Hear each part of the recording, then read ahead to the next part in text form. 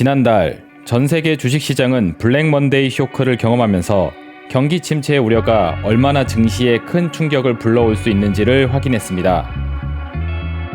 그리고 경기 침체의 우려를 증폭시킨 바로 그 지표, 비농업 고용 지표가 이번 주 금요일인 9월 6일에 다시 찾아올 예정입니다. 특히나 이번 고용 지표는 미 연준의 FOMC 미팅을 앞두고 미국이 금리 인하에 얼마나 자신감을 보일 수 있을지의 척도로서 그 의미가 남다르기에 전 세계 투자자들의 관심을 불러오고 있습니다. 그렇다면 9월 6일 비농업 고용 지표 발표 일정은 증시에 어떤 영향력을 행사할 것이며 이에 따른 주식시장의 반응은 어떻게 진행될까요? 이번 주 시황 방송을 통해 이와 관련한 저의 견해를 설명해 드리고자 하니 오늘도 리더의 스탁마켓 나우 끝까지 함께 하시길 바라겠습니다.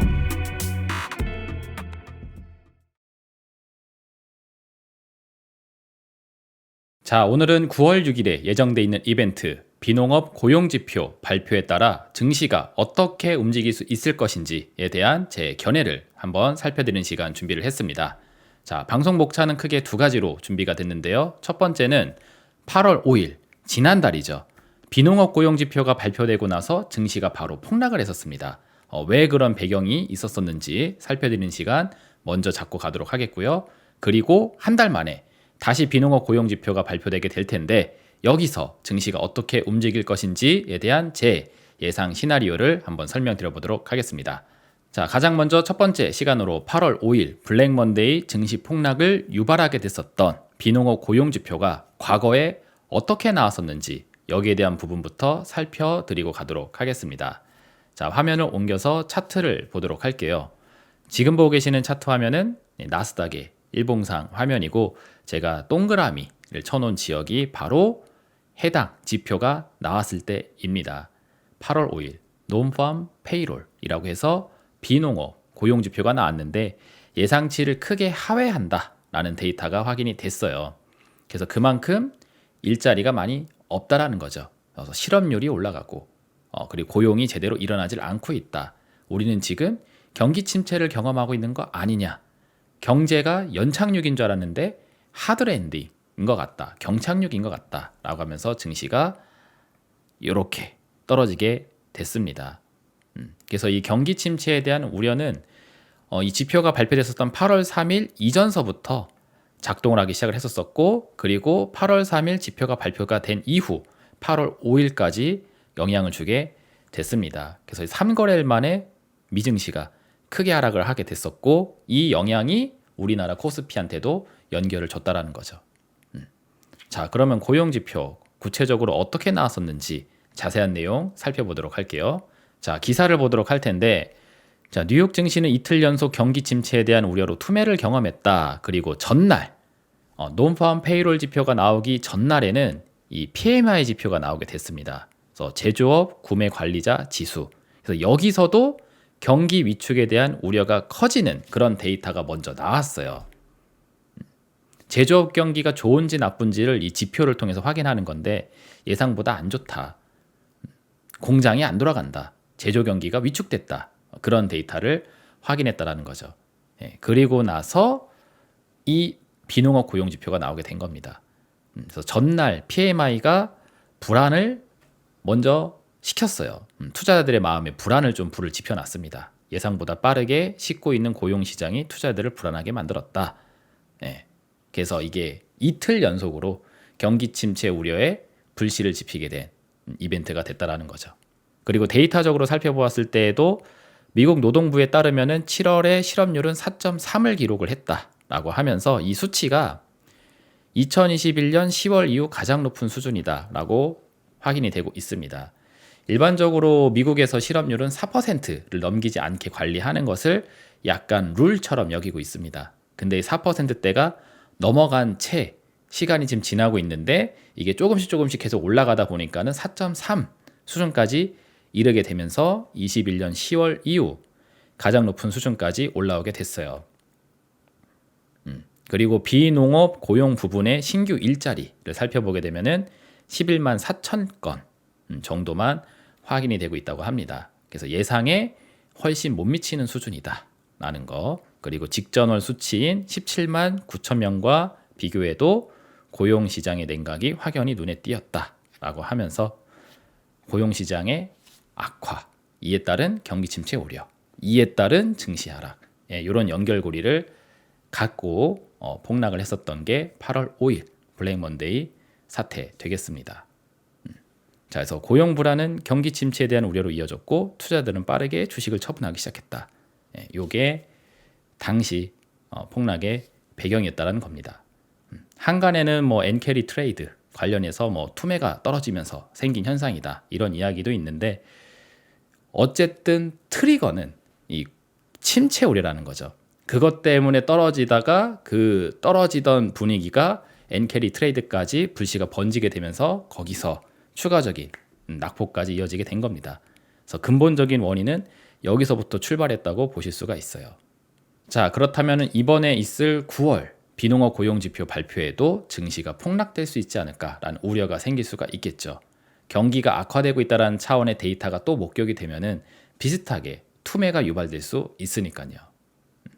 자, 그런데 대다수의 투자들은 여기에 대해서는 다소 가능성이 낮게 보고 있습니다. 즉 고용지표가 좀 긍정적으로 나올 수 있을 거다라는 기대치가 높아요. 자, 왜 그런지 설명을 좀 해드리면은 일단 레이오프, 해고가 일시에 급증했기 때문에 일어난 현상이다 라는 풀이가 있습니다. 지난달에 있었던 고용지표가 기업들이 해고를 너무 몰아서 한 방에 터트려 버렸기 때문에 그때 고용지표 값이 훅 꺾이게 됐다라는 거죠. 자, 관련된 기사를 보시면은 여기 1만 5천 명 해고 소식에 인텔의 주가가 26% 폭락을 했다라는 기사 확인이 되실 겁니다. 1만 5천 명을 자른다. 그래서 이 수치가 높잖아요. 이 인구가 다 고용지표에서 악재로서 적용이 탁 돼버리게 되게 되면은, 떨어지는 수치로 적용이 딱 돼버리게 되면은 이것 때문에 비농업 고용지표가 일시에 훅 꺾일 수 있다라는 거죠. 그리고 이게 해소가 돼서 지나가게 되면은 그러면 이제 끝난 이벤트이기 때문에 그 이후서부터는 지표값이 다시 오를 수가 있다라는 견해가 있습니다. 그래서 이 해고와 관련해서는 변동성이 강해요. 그래서 해고가 높은 달 이럴 때는 지표가 좀 왜곡돼서 나올 수가 있다라는 거죠. 그러다 보니까는 이런 견해, 미국의 주요 기업들의 해고 정책이 집중되어서 나타난 결과다. 지난달에 있었던 지표 악화가. 그렇다면 이번에 나오는 고용지표는 괜찮을 수 있다는 거죠. 단기적 쇼크에 그치고 이번에는 괜찮을 수 있다. 이런 포지티브한 뷰가 지배적으로 있습니다. 그래서 9월 달의 고용지표에 대해서는 많은 사람들이 그렇게 크게 걱정하거나 그러진 않고 있어요. 그리고 이어서 이민자들에 대해서도 살펴봐야 되는데 이민자들이 이제 급증하게 되는 경우에도 고용지표에 왜곡이 일어난다라고 합니다. 왜 그러냐면은 여기 기사 볼게요. 매년 수백만 명의 합법 혹은 불법의 미국 이민자들이 찾아오고 있다. 근데 34% 정도에 해당되는 비율로만 아메리칸 드림을 꿈꾼다. 내가 미국에 가서 장사를 하거나 뭔가 사업을 하면은 엄청나게 부자가 될 수 있을 거야 라는 그런 꿈을 꾸면서 미국으로 들어오는 인구가 3분의 1 정도 수준밖에 안 된다는 거죠. 그럼 나머지 사람들은 뭐냐? 내가 사는 나라보다는 여기가 낫다. 여기 가면은 실업자들 보험, 실업보험도 챙겨주고 기타 뭐 이제 뭐 저품질의 일이라고 할지 모르겠지만 그래도 일거리도 있고 하기 때문에 실직은 면할 수가 있다. 그래서 내가 사는 나라보다는 여기가 그나마 낫다 라는 차원으로 이민을 오는 그런 숫자가 상당수에 이른다라는 거죠. 그래서 그렇게 들어오는 이민자들은 바로 구직 활동을 적극적으로 하질 않습니다. 그래서 이민자들이 일시에 급증하게 되었을 때 그 사람들이 그리고 취업계에 도전을 하고 있지만 취업은 되지 않은 상태에 있을 때 그 많은 숫자들이 다 실업자로 집계가 되기 때문에 그럴 때는 이제 고용지표가 크게 악화되는 데이터로 표현이 될 수 있다는 거죠. 그래서 그게 8월 달 고용지표 악화의 원인이다 라는 식의 견해들이 많이 있습니다. 정리를 하면 이렇게 볼 수 있죠. 이민자들의 구직 기간이 집중되어서 나타난 결과이다. 지난달의 지표 악화가 그렇다라면은 역시 마찬가지로 이번에 나오게 될 고용 지표는 단기적인 쇼크에 그칠 수 있다. 이렇게 해석을 해볼 수 있겠습니다. 그래서 이런 긍정적인 뷰들이 지배적으로 있는 상태예요. 그래서 그런지 증시도 여기 보시면은 빠르게 회복하는 모습을 보이기도 했죠. 이 기사랑 함께 봐보도록 할게요. 자, 블랙 먼데이 쇼크가 일어난 이후에 그 직후 얼마 되지 않아서 7월에 소매 판매 지표가 나오게 됐습니다. 그래서 리테일 세일즈 지표 여기 나오게 됐는데 이게 올랐다고 해요. 소매 판매. 우리가 이해하기 쉽게 얘기를 하자라면은 뭐 마트에 가서 장을 본다든지 이런 것들이 요 소매 판매액에 해당이 됩니다. 그래서 경기가 안 좋다, 위축됐다 하면은 지갑 사정이 안 좋으니까는 지출을 적게 하겠죠. 근데 지갑 사정이 넉넉하다. 그럼 마트에서 이것저것 장을 많이 보게 되면서 많은 소비 활동을 하게 될 겁니다. 그러면 소매 판매액이 올라가게 돼요. 마트 입장에서 물건이 많이 팔리는 거니까. 이해되셨죠? 네, 그래서 이게 증가된 걸로 보아 경기가 그렇게 안 좋은 건 아닌 것 같다. 우리가 생각하는 것만큼 뭐 쇼크 같은 그런 상황은 아닌 것 같다. 라고 하면서 18개월 만에 0%를 벗어났다. 그러면서 경기 침체된 우려가 해소됐다라고 설명을 하더니 추락했었던 증시를 쭉 끌어올렸습니다. 그래서 나스닥 차트도 이만큼 끌어올렸고 코스피 차트 같은 경우에도 최근까지 2680포인트 근처까지 올라오는 모습이 확인이 됐었었죠. 그래서 경기 침체 쇼크가 찾아왔다가 불과 며칠 만에 다시 사라지는 그런 형태의 주가 차트를 그리고 있어요. 그래서 뭔가 좀 어색한 감이 있지만 이게 지금 주류 언론의 기본적인 해석이고 그리고 9월달 비농업 고용지표에 대해서 긍정적인 뷰를 보고 있는 이유 되겠습니다. 자, 그럼 여기까지 내용을 한번 정리하고 가도록 하겠습니다. 자, 8월달에 고용지표 악화에 의해서 증시가 쇼크를 경험하게 됐는데 고용지표가 크게 빠졌던 상황은 어쩌면 일시적인 걸 수 있다. 해고가 몰려서 그리고 이민자들이 집중되는 바람에 그렇다고 한번 쳐보자고요. 자, 그러면은 9월 달의 고용 지표는 호전될 가능성이 높겠죠. 8월 달이 일시적으로 폭락한 거라면 9월 달에는 어느 정도 반등을 해야 될 거 아니겠습니까? 그렇죠? 그러면은 9월 고용 지표가 호전이 되면서 증시에 충격을 줄 수 있는 일은 일어나지 않을 수 있겠죠. 그러면 우리는 고용 지표 일정에 대해서 불안해할 필요는 없는 것인가? 라는 생각을 해볼 수가 있을 텐데 여기에 대해서 제 견해를 좀 드려보려고 합니다. 결론적인 얘기부터 해드리자라면은 제 생각에는 오히려 고용 지표가 개선되게 되었을 때 증시에 한 차례 더 충격을 가미할 수도 있지 않을까 생각이 들어요. 자, 왜 그런 생각을 하고 있는지는 2부 시간으로 넘어가서 설명을 이어드리도록 하겠습니다. 자, 그러면 오늘 방송의 진짜 하이라이트 2부 시간으로 넘어가서 9월 6일 증시에 대한 예상 시나리오 한번 말씀드려보도록 하겠습니다.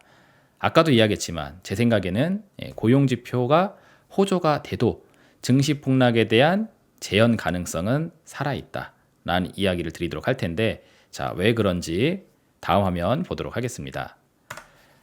지난 제 시황 방송을 많이 보신 분들은 이 이야기 많이 들으셨을 거예요. 리세션에 대한 패러독스, 역설이 있다. 주류 언론이 만들어 놓은 논리대로 현재까지 따라오다 보게 되면은 이상한 논리가 하나 탄생하게 됩니다. 간단하게 설명을 해드리면은 경기 침체에 대한 우려가 높아지면 높아질수록 금리 인하에 대한 기대가 생긴다라는 거죠. 경제가 안 좋아요. 그래서 이 상황을 타개해야 된다. 경제가 안 좋아진 이유가 다 금리가 높아서다.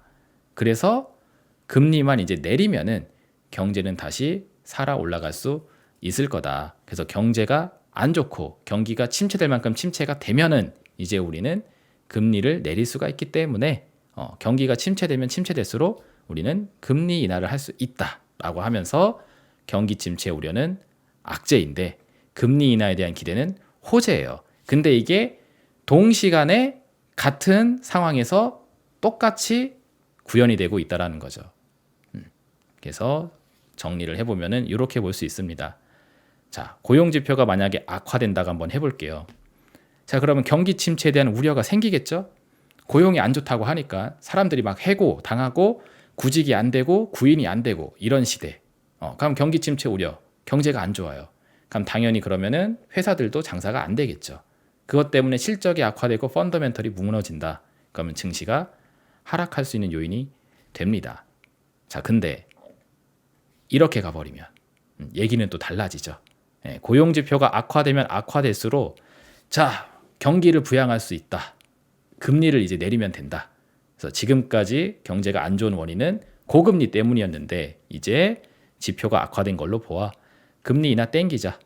그러면 시중에 이제 유동성 들어올 거고 무너졌던 경기가 다시 되살아날 거고 하면서 증시는 상승할 수 있을 거다. 라는 게 고용 지표가 악화되었을 때 생길 수 있는 기대감입니다. 그러니 고용 지표가 악화됐었을 때 한편으로는 우려감이 생기고 한편으로는 기대감이 생겨요. 그래서 우려감이 작용되면 떨어지는 거고 기대감이 작용되면 상승하는 겁니다. 이따위 논리가 지금 주류 언론의 기본적인 메커니즘입니다.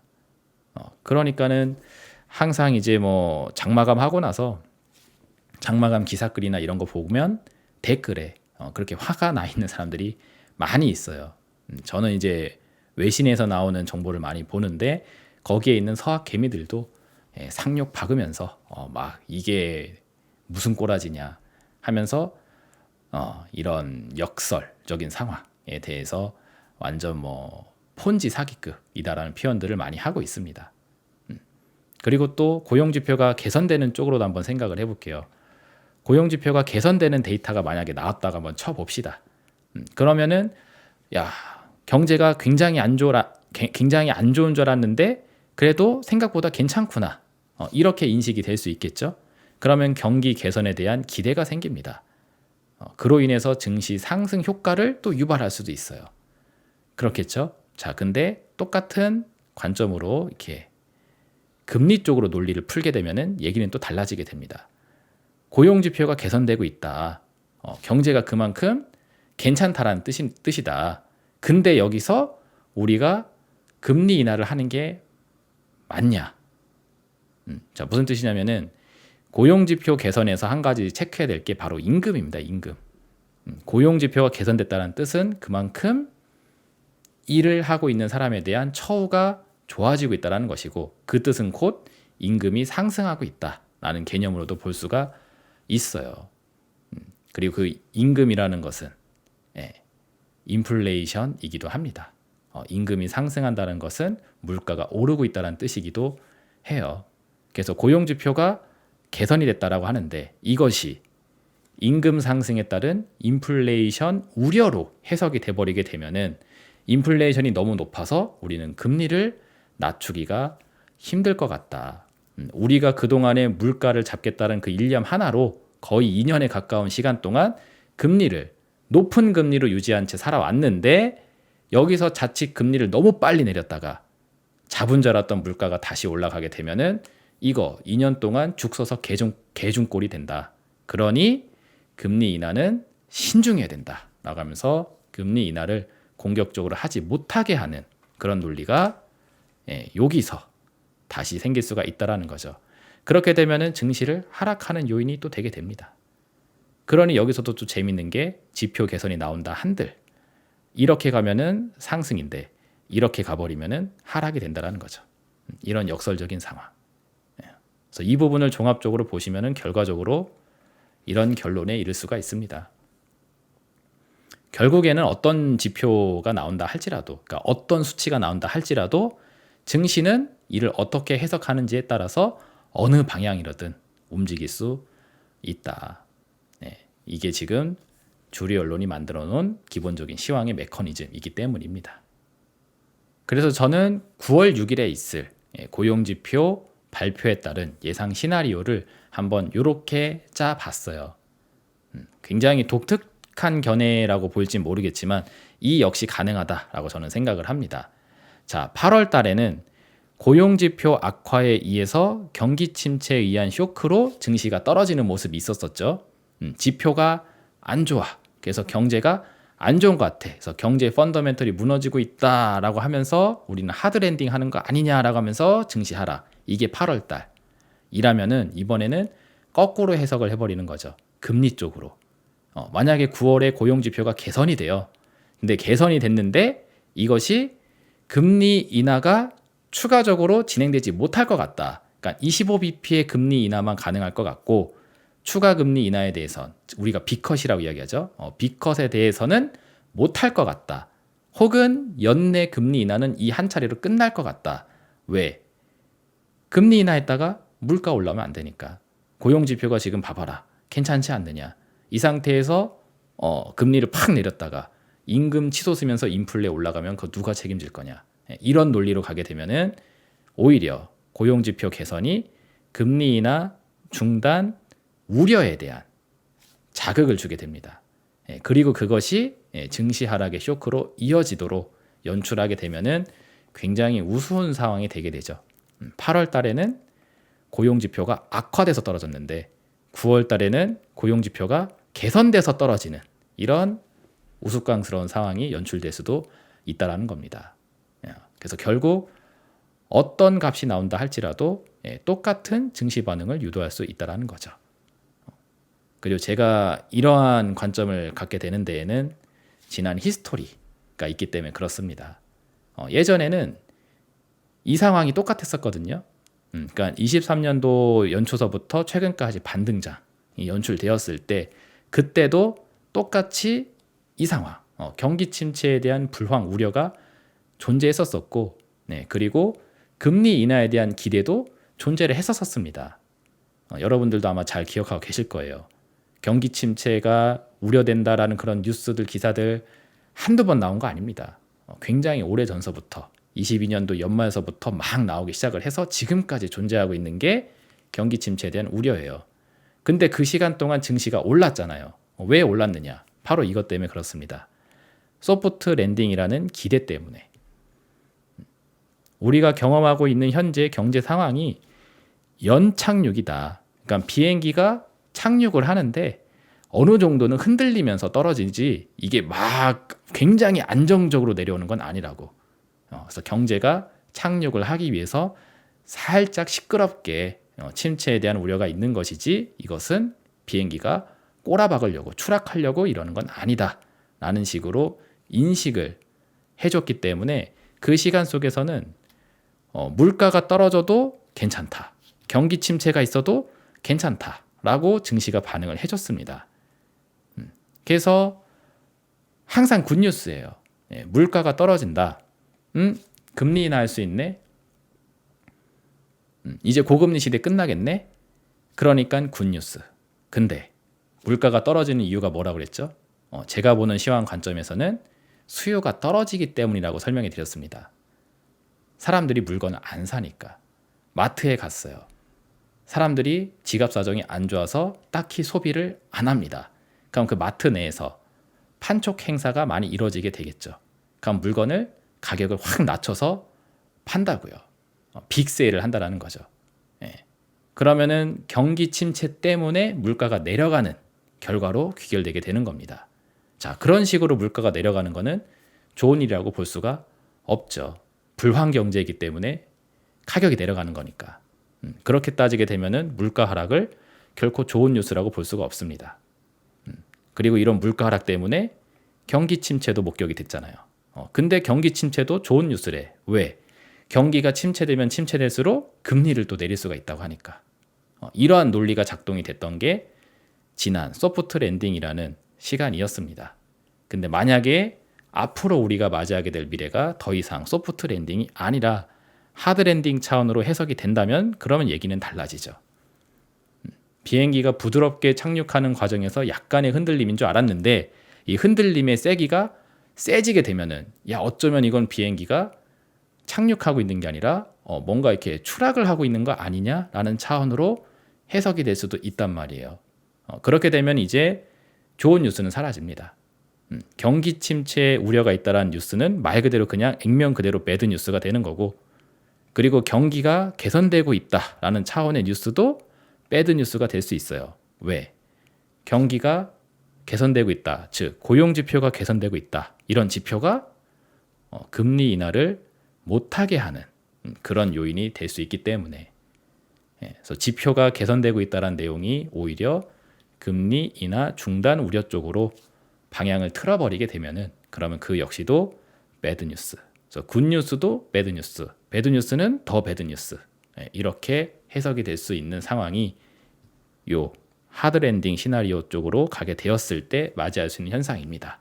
과거에는 소프트 랜딩이라는 차원에서 그 어떤 뉴스가 나와도 굿 뉴스로 해석이 됐었으니까. 이해되셨죠? 이 부분을 이해할 수 있다라면은 9월 6일 날 고용지표 개선과 함께 증시가 떨어질 수 있다라는 제 시나리오가 어떤 관점에서 나오게 된 건지 충분히 이해할 수 있을 거라 생각합니다. 자, 그리고 제 예상 시나리오에 좀 더 힘을 실어줄 수 있는 그 근거로서 요 차트, 미국의 10년물, 2년물 국채금리의 스프레드 차트를 한번 보여드리도록 할게요. 이전 시황방송에서도 여러 차례 보여드린 적이 있었습니다. 장단기 금리가 역전되어져 있는 채 지금 시간이 2년이 지나고 있다는 사실, 그거 얘기 많이 해드렸었죠. 그 차트가 이 차트예요. 그래서 보시면은 미국의 10년물 금리와 2년물 금리의 간극 차이를 이렇게 보여주는 건데, 여기 점점점점점점 돼 있는 요 가로선 라인이 바로 제로 포인트입니다. 0포인트예요. 그래서 이 밑으로 떨어지면은 마이너스이고 이 위에 점점점점 위에 있으면 플러스입니다. 그래서 이전에는 계속 플러스 값을 유지하고 있었었죠. 이게 정상이에요. 장기채 금리가 단기채 금리보다 높아져 있는 상태, 이게 위에 있는 상태, 이게 정상입니다. 왜 그러냐면은 장기채는 돈을 빌려준 거에 대해서 갚을 수 있는 시간이 긴 거입니다. 채권은 빚이나 마찬가지라고 했잖아요. 그래서 빚을 진 사람이 이걸 다시 갚아야 되는데 언제 갚을 거냐, 빨리 갚을 거냐, 늦게 갚을 거냐, 그 얘기입니다. 늦게 갚는 게 장기채, 빨리 갚는 게 단기채. 이해되셨죠? 그러면 뭐가 더 위험하냐 생각했었을 때 늦게 갚는 게 채권자 입장에서는 더 위험하겠죠. 내일 당장 돈을 주겠다는 사람과 1년 뒤에 돈을 갚겠다는 사람과 누가 더 위험하겠어요? 1년 뒤에 갚겠다는 사람이 더 위험하겠죠. 1년 동안 나는 돈이 돌려받지 못한 채 시간을 보내야 되니까. 그래서 장기채가 금리가 더 비싸야 되는 겁니다. 그래서 장기채 금리가 더 높고 단기채 금리가 더 싼 게 정상이에요. 그럼 장기채 빼기 단기채, 10년물 빼기 2년물 했었을 때 금리 차이가 플러스로 나는 게 정상이라는 거죠. 근데 이게 마이너스가 났다라는 것은 이게 역전이 됐다라는 거죠. 단기채 금리가 위에 있고 장기채 금리가 아래에 있는 상태. 그래서 지금 당장 상황이 오히려 더 불안하다고 인식이 됐을 때 그때 이런 역전 현상이 생기게 된다. 지난 시황방송에서 주구장창 많이 설명됐던 내용입니다. 그래서 장단기 금리가 역전이 되었을 때 경기 침체에 대한 불황 징후가 있는 거다. 라는 그런 인식이 있는 거고, 그리고 과거의 패턴을 보았을 때 항상 장단기 금리 역전 현상이 있었을 때 경제의 불황 상황이 찾아오게 됐어요. 제가 알고 있는 데이터상으로는 예외가 없는 걸로 알고 있습니다. 그래서 이번에도 장단기 금리가 역전이 됐단 말이에요. 언제 됐느냐? 2022년 6월인가 7월경 요때 발생을 했습니다. 그래서 여기서부터 요 점점점점점 까만색 선 밑으로 이게 캔들이 내려가져 있죠. 이때 마이너스를 종가상 치게 된 거예요. 참고로 이거는 월봉 차트입니다. 그래서 여기를 기점으로 해서 현재까지 카운팅을 해보게 되면은 시간이 꽤 지났어요. 지금 26개월째입니다. 장기 금리, 단기 금리가 역전이 되어진 채 마이너스를 기록한 시간이 26개월째 지속이에요. 근데 지금 잘 보시면은 이게 지금 거의 다 올라왔습니다. 마이너스 1.13으로 지금 집계가 되고 있는데 요게 업데이트가 되게 되면은 이 마이너스 폭이 플러스로 바뀔 수도 있거든요. 여러분들이 영상을 본 시점에선 이게 플러스로 바뀌어 있을 수도 있습니다. 그래서 장단기 금리가 역전되어 있던 게 다시 균형의 상태, 본래의 정상 상태로 돌아가려고 해요. 그러면은 불황에 대한 우려로 장단기 금리가 역전돼 있다가 이게 해소가 되면은 침체가 해소되는 거 아니냐, 이렇게 생각하실 수가 있는데, 경기 불황에 대한 충격은 사실 이게 해소되는 시점에 터져 왔습니다. 과거의 사례를 보게 되면은 항상 이런 시기예요. 그러니까 역전이 되어져 있다가 역전이 되어 있는 중에 뭔가 문제가 생기는 게 아니라 역전이 되어 있다가 이게 다시 플러스로 맞춰지는 과정에서, 그러면서 충격을 땅 줬었던 패턴이 지난 과거의 흐름입니다. 근데 이게 지금 맞춰지려고 하고 있단 말이에요. 그래서 이 이야기 지난 시황에서도 몇 번 언급을 해드렸단 말이죠. 자, 여기에 저는 근거를 두고 9월 6일에 대한 시나리오를 말씀을 드리는 겁니다. 자, 장단기 금리가 역전돼 있는 게 해소가 될 만한 이벤트가 생기면은 이게 이제 플러스로 바뀌게 될 거란 말이에요. 그러면서 여기서 뭔가 트러블이 생긴다라면은, 증시에 충격을 준다라면은 FOMC 일정이 혹은 비농업 고용지표 발표 일정이 이거를 건드릴 수도 있거든요. 플러스 방향으로. 자, 왜 그렇게 되느냐? 자, 다음 화면 보도록 하겠습니다. 자, 본 화면은 채권의 이자율 변화에 따른 탄력성을 이해시켜 드리기 위해서 준비한 화면인데요. 일단은 단기채와 장기채가 이렇게 있다고 한번 가정을 해보고, 얘가 금리가 변하게 되었을 때 어떻게 탄력적으로 반응하는지, 그러니까 얼만큼 탄력적으로 반응하는지에 대한 부분을 한번 보여드리도록 하겠습니다.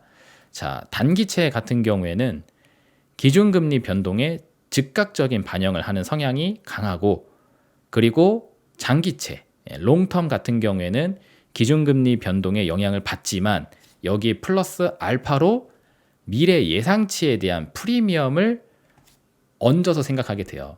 왜냐하면 단기채는 당장 갚는 겁니다. 자, 당장 갚는 채권에 대한 이자예요. 그래서 그 이자율이 변화했었을 때 바로 반영된다. 이거는 이해가 쉽죠? 자, 근데 장기채는 미래에 갚을 돈입니다. 그래서 지금 금리가 바뀐다고 한들 지금 당장은 갚을 필요가 없는 장기채이기 때문에 미래, 그러면 시간이 지나서 내가 갚기로 했었던 그 약속의 날짜가 되었을 때 그때 이자가 어떻게 될 건지에 대한 부분을 어느 정도 가정해서 적용을 한다는 거죠.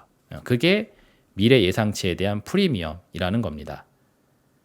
여기까지 이해가 되셨으면은 이제 이 화면으로 넘어가도록 할게요. 바로 밑에 지금 현재 2년물의 채권 금리와 10년물의 채권 금리가 이 정도로 집계가 되고 있습니다. 거의 지금 맞닿아 있어요. 아까 전에 보셨다시피 스프레드 차이가 거의 축소가 됐습니다. 거의 제로에 다 와 있어요. 그래서 대략 2년물이 3.93, 그리고 10년물이 3.91.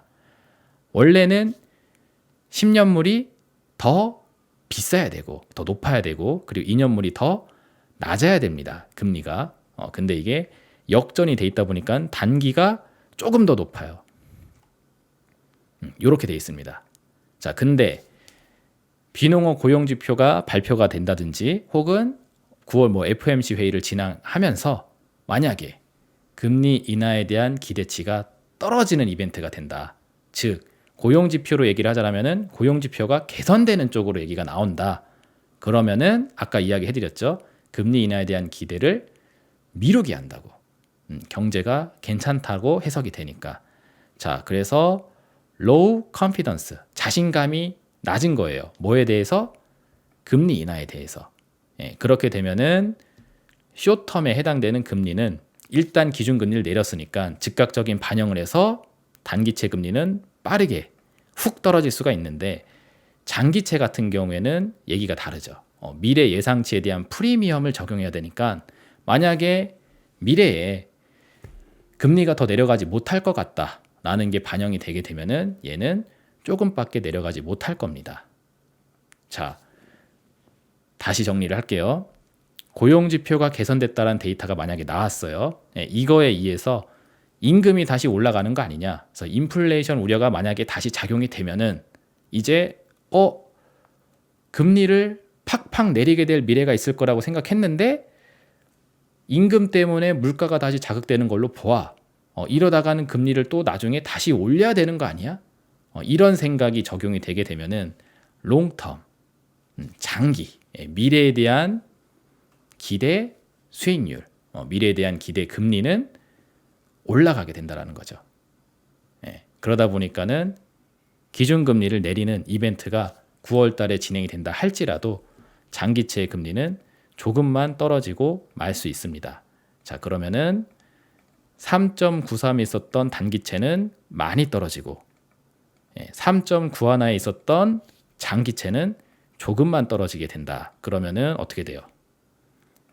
크로스가 일어나면서 장기채가 위로 그리고 단기채 금리가 아래로 내려가면서 마이너스가 났었던 스프레드가 플러스로 변할 수가 있겠죠.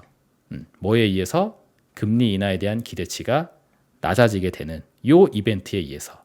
근데 요 이벤트가 일어날 수 있을 만한 상황이 비농업 고용지표 발표라든지 9월 FOMC 회의를 진행하면서 적용될 수가 있습니다. 지금 사람들에게는 희박한 확률로 제시될지 모르겠지만 제가 보았을 때는 가능성이 꽤 있는 이벤트가 되지 않을까 생각하고 있어요. 자, 그렇게 되게 되면은 장단기 금리 역전 현상이 해소가 되겠죠. 장기채는 적은 낙폭의 하락을 기록이 되고 그리고 단기채는 큰 낙폭의 하락이 나올 수 있기 때문에. 자, 그리고 장단기 금리가 역전되어 있던 게 플러스로 해소되는 과정에서 과거도 그랬고 경기 침체에 대한 우려가 작용되면서 충격, 쇼크를 줬었던 히스토리가 과거에 있어 왔다. 그리고 그게 만약에 이번에도 같은 패턴으로 반복이 된다면 장단기 금리가 역전됐다가 해소되는 시점에서 그쵸? 충격을 줄 수 있을 텐데 그게 이런 식으로 일정이 맞춰지게 되면은 이 9월 달을 지나면서 지표가 개선됐다는 내용이 오히려 장단기 스프레드를 플러스로 맞춰주는 결론으로 이끌어갈 수도 있다는 거죠. 그러니 경기 지표가 개선됐다는 내용이 오히려 증시에 하락을 유도할 수 있는 그런 동력이 될 수도 있다는 얘기를 드리게 된 겁니다. 자, 이 부분이 좀 어지러울 수가 있어서 한번 정리해드리고 마치도록 할게요. 자, 장단기 금리 역전이 해소되는 시점. 지난 역사 속에서 계속 그래 왔습니다. 장단기 금리가 역전이 해소됐다가 뭔가 불황이다 뭐다 하면서 쇼크가 생기게 됐는데 이번에도 이게 재현이 된다라면은 이게 해소되는 시점이 오히려 좀 불안할 수 있겠죠. 자, 근데 이 시점이 9월 고용지표 발표라든지 그리고 FOMC 일정을 통해서 확인될 수도 있다는 거죠. 금리를 한번 내려봤더니 야, 인플레이션이 다시 올라온다. 그래서 이거 어떡하냐? 큰일 났다. 기준금리 인하를 추가적으로 더 하기는 힘들 것 같다. 이렇게 적용되게 되었을 때 단기채 금리는 훅 떨어지겠지만 장기채 금리는 제한적으로 떨어지기 때문에 그러면은 스프레드가 플러스로 바뀌게 된다. 그렇기 때문에 이런 결론으로 가게 될 거라면은 금리 인하에 자신감을 떨어뜨릴 이벤트가 필요하다라는 거죠. 그리고 만약에 고용지표 개선이 이 금리 인하의 자신감을 떨어뜨리는 이벤트로 작용이 된다라면은 장단기 금리 역전이 해소되게 되면서 오히려 쇼크를 불러오는 이벤트로 갈 수 있다. 장단기 금리 역전 해소 이슈가 적용되면서 그 이야기입니다. 그래서 되게 역설적이게도 고용지표가 개선됐다고 하는데 경기 침체 쇼크가 생길 수 있는 그런 아이러니가 적용될 수 있어요. 요즘 시장을 보게 되면은 뭐 상식이라고는 없는 장세입니다. 제가 보는 기준에서는. 그래서 저도 비상식적으로 한번 생각을 해봤어요. 그랬더니 이런 결론을 한번 도출해낼 수가 있었습니다. 여러분들이 이걸 받아들일 때 어떻게 받아들일지 모르겠지만 저는 지금의 불균형 상황이 어쨌든 언젠가는 해소가 될 거라고 보고 있고 만약에 해소되는 시점이 만약에 지금이라면은 이런 비약적인 논리에 의해서 증시 충격을 안기는 상황도 충분히 가능할 수 있다라는 생각이 들어서 소개를 한번 해드려 봤습니다. 자, 그럼 본 영상을 확인하는 시점으로부터 며칠이 지나면은 이제 고용지표 발표가 있을 것이고 이에 대한 증시 반응이 어떻게 될지 한번 확인을 할 수 있겠죠. 그걸 한번 확인을 해본 다음에 또 다시 영상으로 인사를 드리도록 할 테니까 그때 제가 제시해놨었던 시나리오대로 상황이 진행될 수 있을런지 한번 점검을 해보도록 하겠고요. 그리고 이어서 FMC 일정이 우리 추석 연휴 중에 또 진행이 되게 됩니다. 굉장히 중요한 일정이 될 것 같은데 이때 하필 우리 장은 또 휴장에 들어가게 돼요. 그래서 9월 FMC 일정 역시 거대한 변동성을 일으킬 수 있는 이벤트가 될 수도 있기에 이런 시나리오를 한번 생각해 보시면서 9월 FMC 일정도 소화해 보시는 게 도움이 되지 않을까 생각이 됩니다. 자, 그럼 여기까지 해서 제가 준비한 시황 내용 전부 전달해 드렸고요. 다음 주에는 또 다른 새로운 주제를 가지고 인사를 드릴 예정이니 구독, 좋아요, 알림 설정 잘 유지해 놓으시고 다음 주 리더스탁의 스탁마켓 나우 또 함께 하시길 바라도록 하겠습니다. 감사합니다.